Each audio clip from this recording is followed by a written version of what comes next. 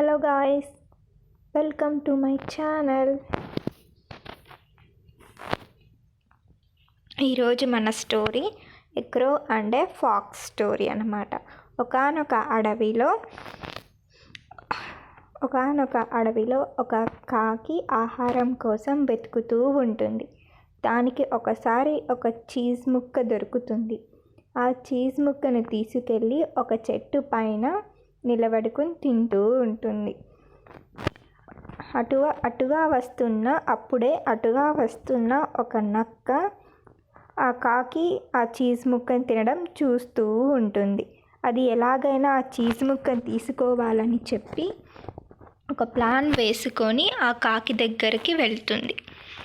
ఆ కాకి దగ్గరకు వెళ్ళి ఇలా అంటుంది, అయ్యో కాకమ్మ, నీలాంటి అందమైన పక్షి నేనెక్కడా చూడలేదే. నువ్వు ఎంత అందంగా ఉంటావో, నీ గాత్రం కూడా అలాగే ఉంటుంది, ఎంతో మధురంగా ఉంటుంది.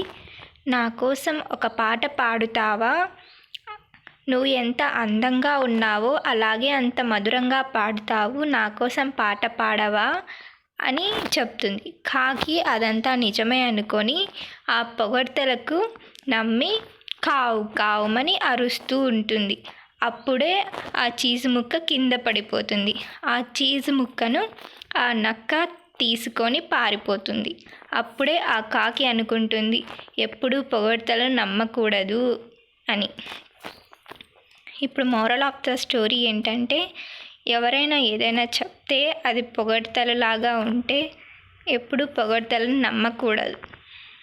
ఎవరిని అంత ఈజీగా నమ్మకండి. This is the moral of the story. Thanks for watching, guys. Bye.